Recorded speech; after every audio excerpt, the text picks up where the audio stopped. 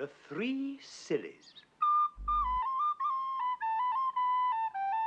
Once upon a time, there was a farmer and his wife who had one daughter, and she was courted by a gentleman. Every evening he used to come and see her and stop to supper at the farmhouse, and the daughter used to be sent down into the cellar to draw the beer for supper. One evening she had gone down to draw the beer, and she happened to look up at the ceiling while she was drawing it, and she saw a hatchet stuck in one of the beams. It must have been there a long, long time, but somehow or other she had never noticed it before, and she began a-thinking... Oh, it's very dangerous to have that hatchet there. Suppose him and me was to be married, and we was to have a son, and he was to grow up to be a man and come down into the cellar to draw the beer, like as I'm doing now, and the hatchet was to fall on his head and kill him. Oh, what a dreadful thing it would be. Oh. And she put down the candle and the jug and sat herself down and began a-crying. Well, they began to wonder upstairs how it was that she was so long drawing the beer, and her mother went down to look for her, and she found her sitting on the settle crying, and the beer running all over the floor. Why, whatever is the matter, girl? Oh, Mother, look at that horrid hatchet. Suppose we was to be married and was to have a son, and he was to grow up and was to come down to the cellar to draw the beer, and the hatchet was to fall on his head and kill him. Oh, what a dreadful thing it would be. Dear, what a dreadful thing it would be. And the mother sat her down aside of the daughter and started a-crying too. Then after a bit, the father began to wonder that they didn't come back. And he went down into the cellar to look after them himself. And there they two sat a-crying, and the beer running all over the floor. Father! Whatever is the matter? Why, look at that horrid hatchet. Just suppose if our daughter and our sweetheart was to be married and was to have a son, and he was to grow up and was to come down into the cellar to draw the beer, and the hatchet was to fall on his head and kill him. What a dreadful thing it would be. Oh, dear, so it would.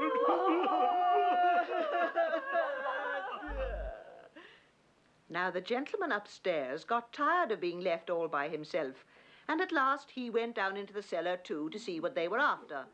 And there the three sat a-crying side by side, and the beer running all over the floor, and he ran straight and turned the tap.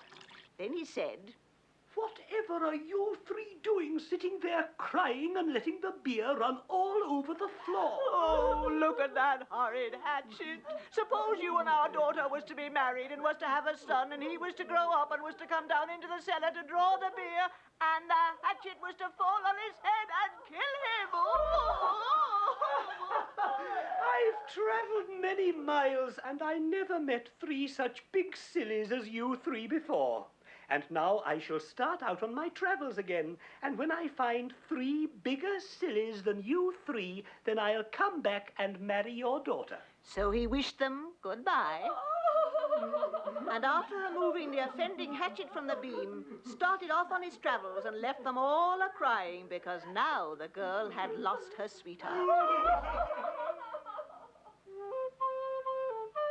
Well, he set out and he travelled a long way, and at last he came to a woman's cottage that had some grass growing on the roof.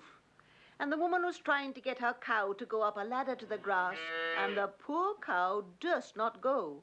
So the gentleman asked, My dear woman, what are you doing? Why, look ye. Look at all that beautiful grass. I'm going to get the cow on the roof to eat it. She'll be quite safe. I shall tie the string round her neck and pass it down the chimney and tie it on my wrist as I go about the house, so she can't fall off without my knowing it. You poor silly. You should cut the grass and throw it down to the cow. Eh? Oh, no. But the woman thought it was easier to get the cow up the ladder than to get the grass down. So she pushed her and coaxed her and got her up, and tied a string round her neck and passed it down the chimney and fastened it to her own wrist. The gentleman went on his way, but he hadn't gone far when the cow tumbled off the roof and hung by the string tied round her neck, and it strangled her.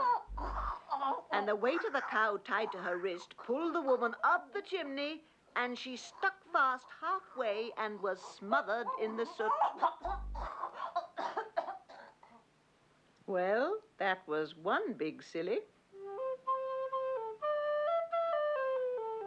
And the gentleman went on, and he went to an inn to stop the night. And they were so full at the inn that they had to put him in a double room, and another traveller was to sleep in the second bed. The other man was a very pleasant fellow, and they got very friendly together. But in the morning, when they were both getting up, the gentleman was surprised to see the other hang his trousers on the knobs of the chest of drawers and run across the room and try to jump into them. And he tried over and over again and couldn't manage it.